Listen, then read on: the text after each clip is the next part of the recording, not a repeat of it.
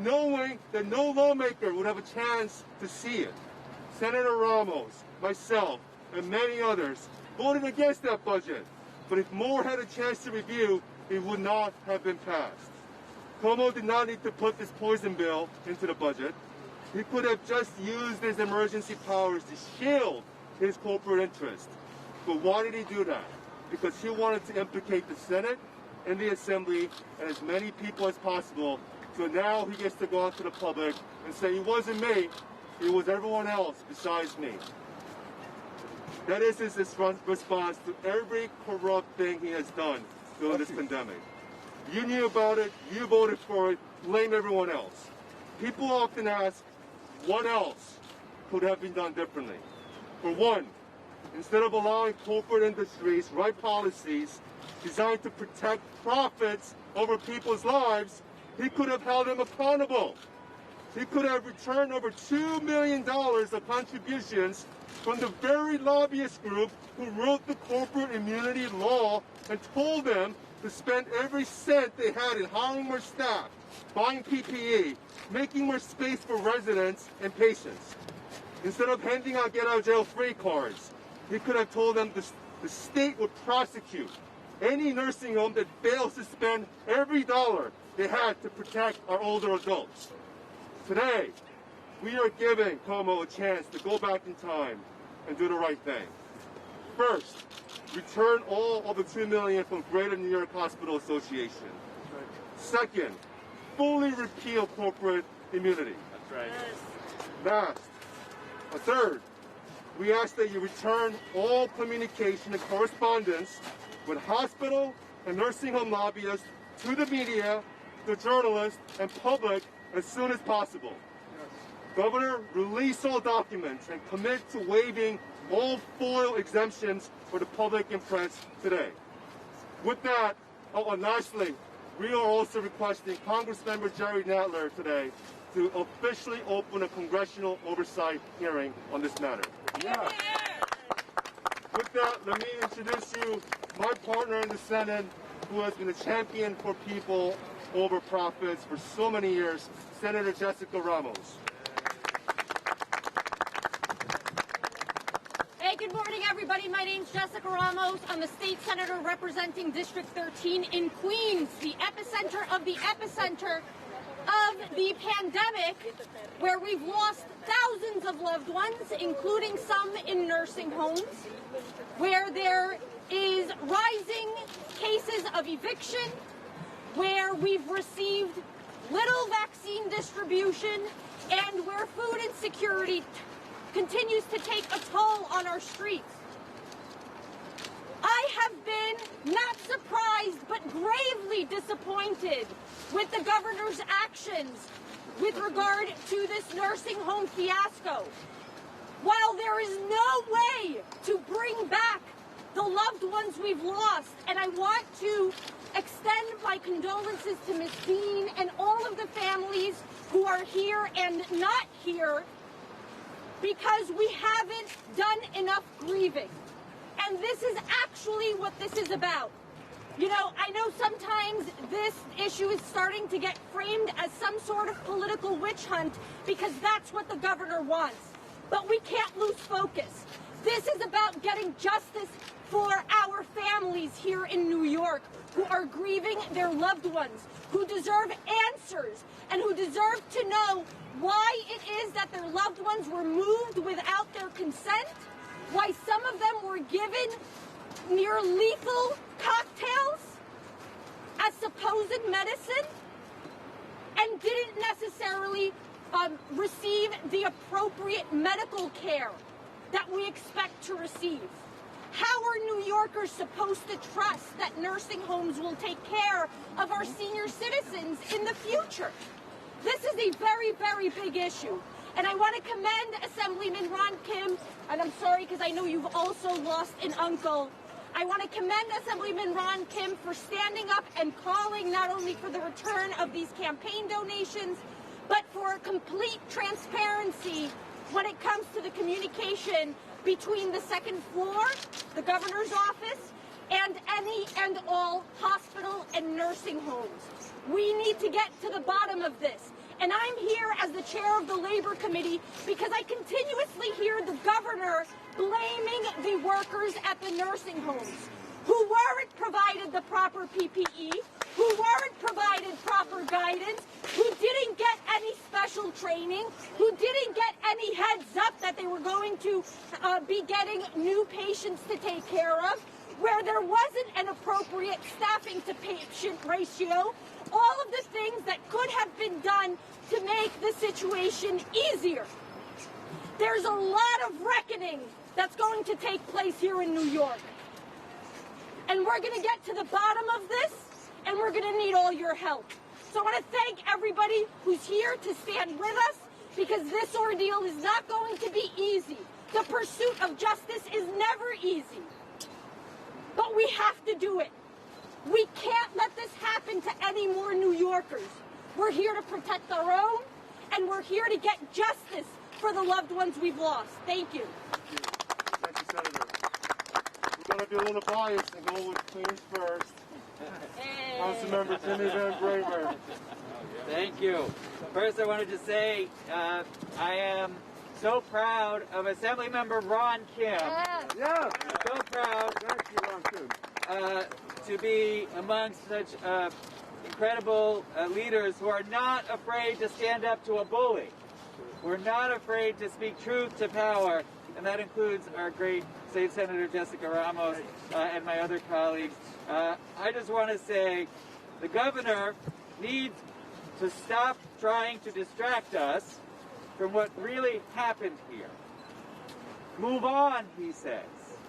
Move on. But that is wrong. That is absolutely wrong.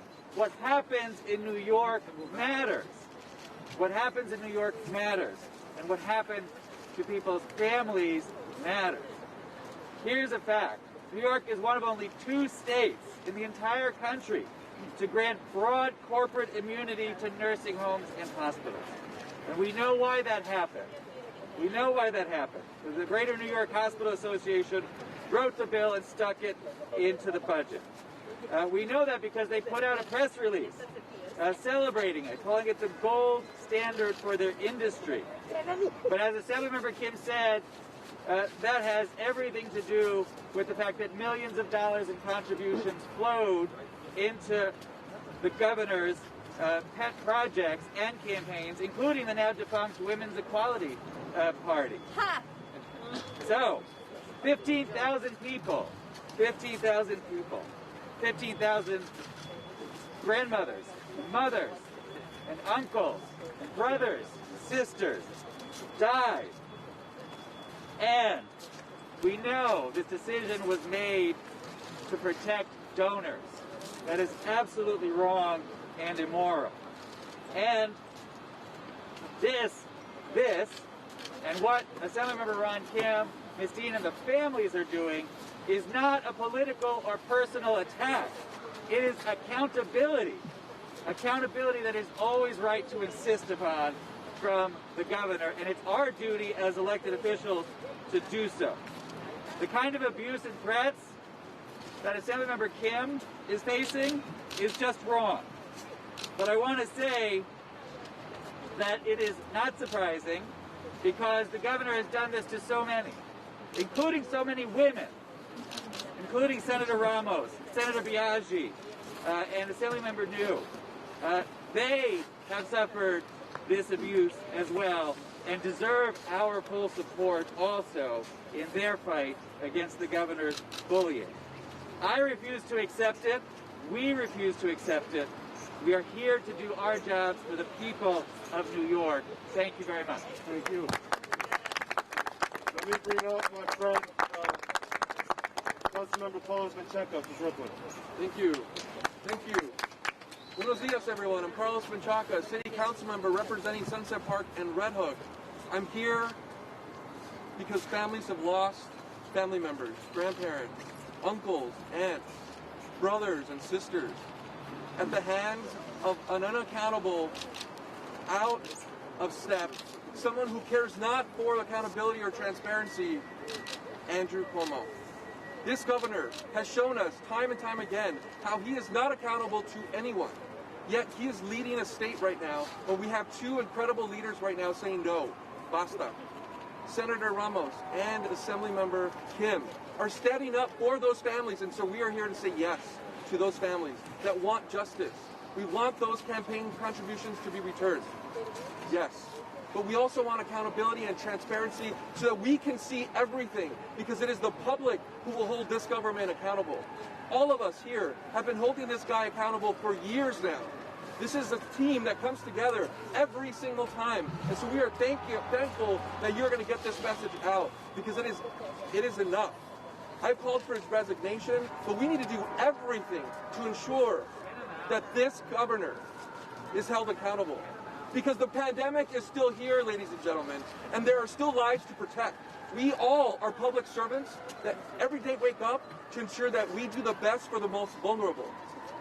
We build budgets that are moral documents. We pass laws that protect those people.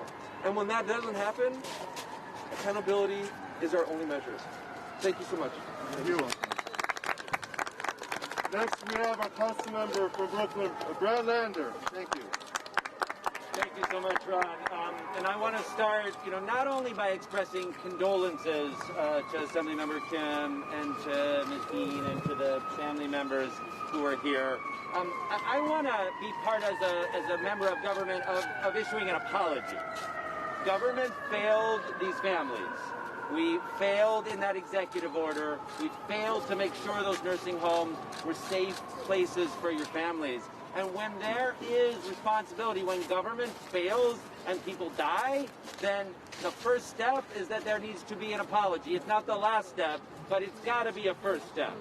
So, I joined Voices for Seniors and Ms. Dean in October at the Cobble Hill Health Center and said there, and I'm going to say it again, on behalf of New York's government, we failed.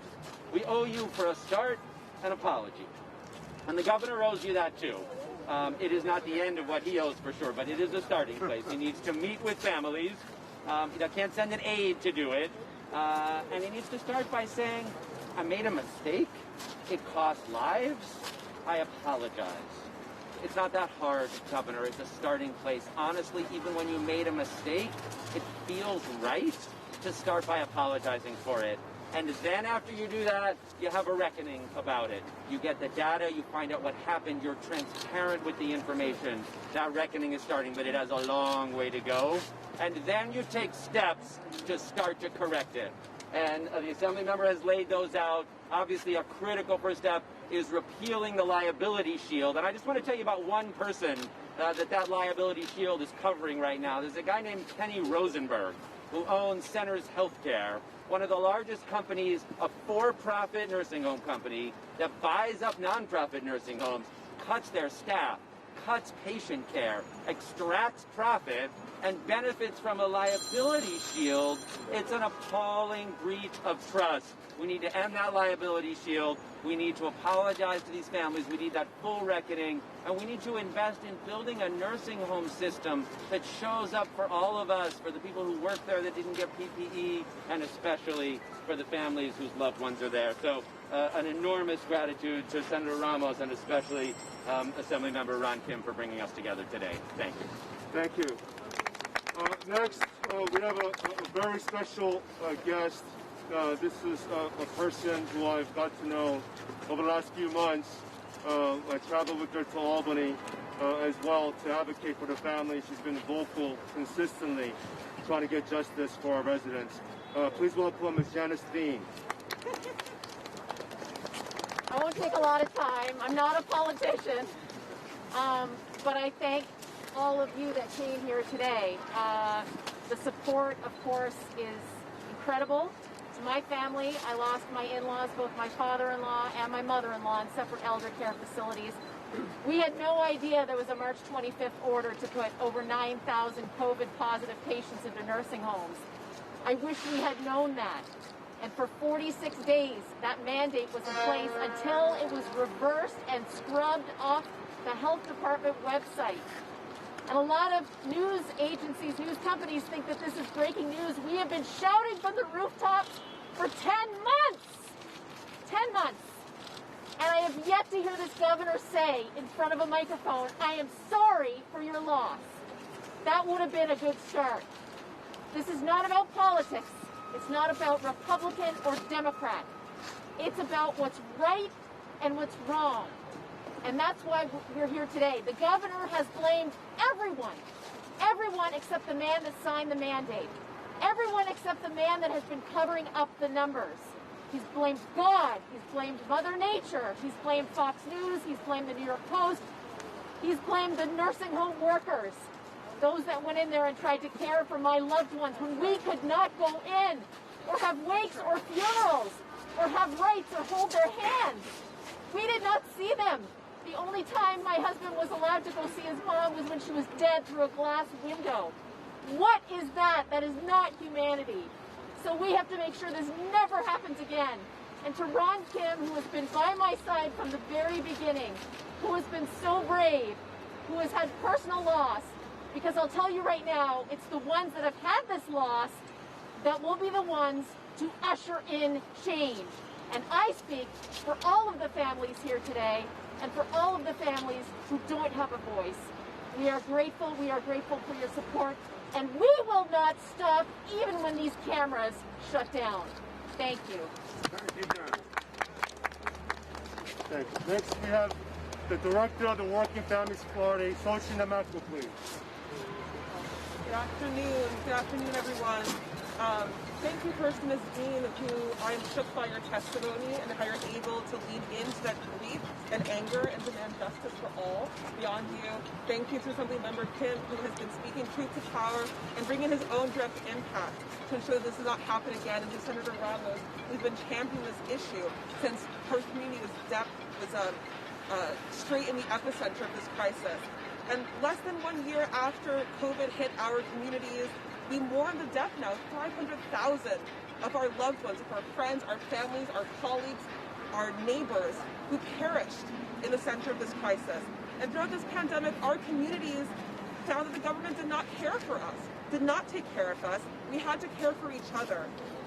Meanwhile, the governor was caring for nursing home executives and corporations. In the midst of an unprecedented pandemic, the Cuomo administration put profit over people. The result is very clear. New Yorkers were unable to protect their vulnerable family members trapped in nursing homes. Thousands perished alone. And now these families are left looking for answers. We are all here looking for answers, and they deserve the truth. First, they were not given the truth about the government's involvement in the policies that led to these deaths. The governor stonewalled the legislature's request for data. The administration then published their own report absolving themselves of fault. And finally, they threatened Assemblymember Ron Kim for publicly discussing the state's involvement. That is not justice. That is not transparency. That is not good government. And we're seeing that enough is enough. And at a time when New Yorkers are struggling just to keep their family members safe and mourning the loss of their loved ones, they should not also have to worry about whether government is being truthful to them, whether we are honestly being moved through this crisis and recovering. They should not be worried about whether our leaders are putting the needs of the wealthy, the few, the privileged, the well-connected above the care and well-being of the majority of New Yorkers. And that's why we're here today to lift up Assemblymember Kim's demands about transparency and accountability in the nursing home system. That's why we're also here to lift up the desperate need for real investigatory power and procedures to figure out what actually happened at the center of this crisis. This is the only way our government can regain the trust of all New Yorkers. And if an independent investigation does not begin, New Yorkers will rightfully be concerned that their government would rather not bring all the facts associated with this crisis, but protect the few, the privileged, the protected once again. We need a government that speaks for all New Yorkers. We need a government that puts the vulnerable first and that acts out of a compassion for those who've been absorbing the brunt of this crisis. So thank you for bringing us today. We stand very strongly with you, and we need to make sure that justice is served. Now, let's not forget, we're here to give justice for the families who lost loved ones and the people who survived COVID. They're still in nursing homes dealing with extra healthcare costs. This is what this is about. And I want to bring up the main organizing group, Voices for Seniors, who have been relentless in making sure to hold Governor Cuomo accountable. Thank you, Voices for Seniors. I will always carry my mother in my heart, but I have a piece of her here today to let you know that we have been fighting since we received her ashes, not just for my mother, but for the thousands of seniors that have died in our nursing homes and that those that have died as of Cuomo's strict isolation policies. Everyone forgets that the seniors have been dying for the past 10 months, and some of them not of COVID, but of isolation, loneliness, depression, and failure to thrive. If we should count those numbers, they would be astronomical. The travesty that has happened to our seniors this whole time. And Voices for Seniors has been standing, not as a group of hatred or vendetta, but of broken families left in the wake of the fire through dry grass. My mother, Ana Martinez, died a needless death. On the way here, I heard that Governor Cuomo said, and if this is true, it's just an addition of who he has blamed. He has said that the family should not have left the seniors in the nursing home. So besides blaming Mother Nature and God, and now blaming the staff and blaming the nursing homes, he blames families for our decisions to put our family members in these facilities. I have one thing to say. There's many seniors that are in these facilities for rehab and for temporary purposes only. My mother had a knee surgery and was supposed to be there only 3 weeks. There's people in these facilities that are 50 years old, they're 60 and 70, the prime still of their lives, and we write them off because they're a certain age. I want you all to know that people in certain facilities receiving rehabs are people who have really bad accidents or some terrible diagnosis even at a younger age. And we need to account for the old and those in between. It could be me and it could be you in the future. Please stand with us, continue to tell our stories because we're not going away.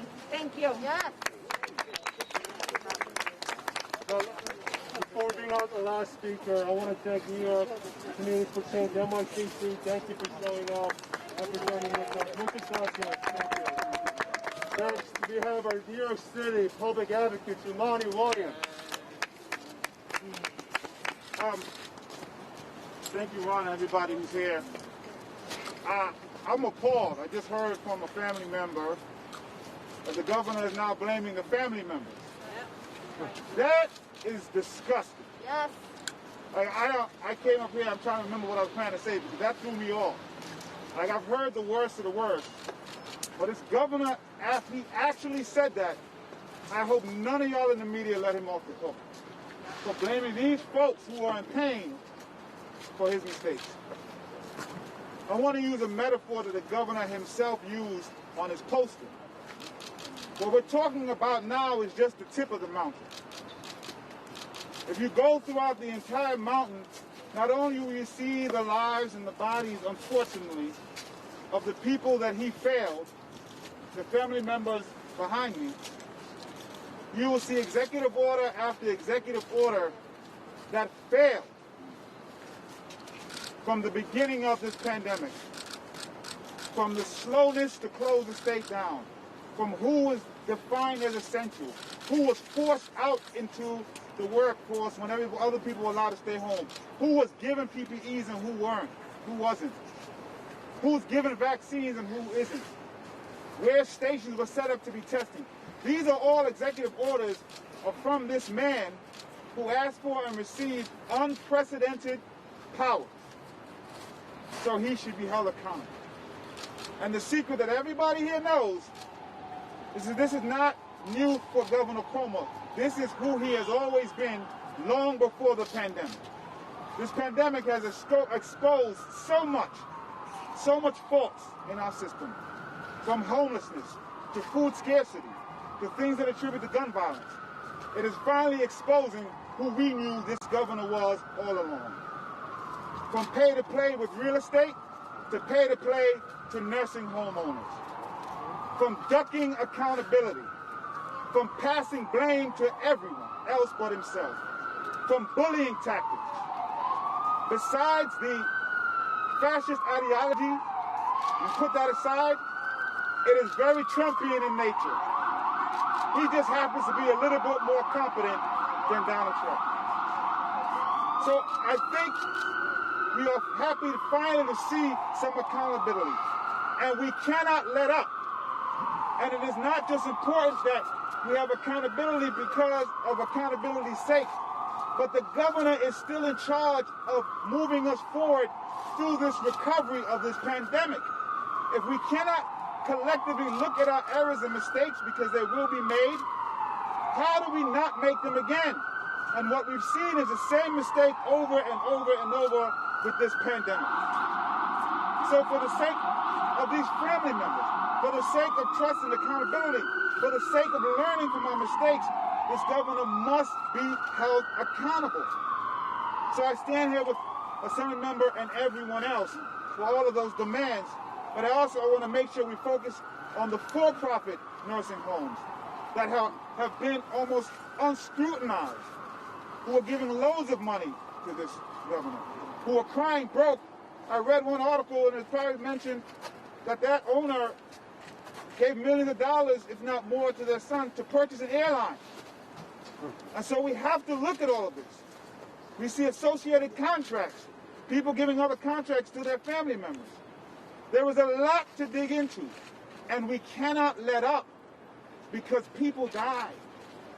A lot of people die because of who Governor Cuomo is and has been allowed to be for many years. We became the epicenter of the epicenter. We should have been the shining progressive example of how not to have inequity, of how best to move forward. We were actually one of the worst on planet Earth. I just want people to understand that. Look at the numbers across planet Earth. New York State is among the worst on planet Earth. And that lies directly because of executive orders that occurred here. So we're looking at these incidents of nursing homes. We have to continue to dig in because he has nowhere to hide here. But we want to be clear. There is so much there. And it has been, how do you write a book in the middle of a pandemic? I remember George Bush's mission accomplished. This is worse than that. This is a mission accomplished in book form. Leadership during a crisis, getting an Emmy, and people are dying. And what's worse, you're holding yourself accountable for nothing. Well, I'm glad that this stops today, because the people behind me deserve some answers, they deserve some response, they deserve some closure, they deserve more than a fake apology that's basically saying, I'm sorry I got caught. You should speak directly to the people who are harmed, and you should work together with all of us. Because it seems like nobody else is in the room. You won't even listen to your own health officials when you're making these decisions. There are a lot of us here that want to help move this forward. So we tried something, he got executive orders, he got executive powers. That should have been taken away a long time ago. So my hope is that steps up now. What the Assembly member is asking for, I 100% back, but even more. Because we're just at the tip of the mountain. There's a lot there more. There's a lot more there, and we have to get to it. Not just for vengeful sake, but because we have, as a city and a state, a long road ahead of us. And we need to trust our government. And we need to trust when they tell us to. And we need to trust that real leadership would say, we tried something, there were some errors, here's what happened, here's what I learned, and here's what we're going to do differently. That is the exact opposite of the governor we have in this state. Thank you. Thank you. So we're going to take a couple of questions. Senator and I actually have sessions to get back to. So we'll take about 2 questions. Thank you. Yeah. You and also Jessica. I'm sure you heard what the governor basically said. There was a lot last week, but things like we didn't know back in March, April, May of last year. Things like asymptomatic people were bringing COVID into the nursing homes. We didn't even know that we were supposed to be wearing masks at the beginning. And he said, if we're so bad, I'm not defending him, this is just him. He said, if we're so bad, then why are we the 32nd state in the entire country in the number of nursing home deaths? Well, but he knew enough to hide the memo from March 25th. He didn't have enough information to do the right thing, but he had enough information to hide what he was doing, meaning that he knew what this would imply, the implications of this memo on the families. And that's why we're here, because we've been lied to for almost a year now, and we deserve to get to the bottom of this. Excuse me, I'm a family member, and I have a tape of him 2 days after the March 25th directive, I have it on my phone, stating that COVID in a nursing home, sending COVID patients into a nursing home is like sending fire, is like a fire in dry grass. He knew it 100%. He knew what he was doing. We need to investigate him. We need an investigation into why he did not use the hospital ship. He did not use the Jacob Javits Center. They were all available. They were empty beds. Did he think the ship was in the harbor for him to pose in front of? Our families are dead. We have people that lost their moms, and we have plenty of grandchildren here as well that you might not be aware of. This shouldn't have happened, and he knew. He knew. Just one very quickly. He did know. His response was to give a broader legal immunity. Nursing homes are telling him, you can't do this. Half of our staff are out. Everyone is sick. Your March 25th order will kill people. That's what the workers were telling the governor. His response was to give the legal blanket corporate immunity, again, a license to kill. That was his response.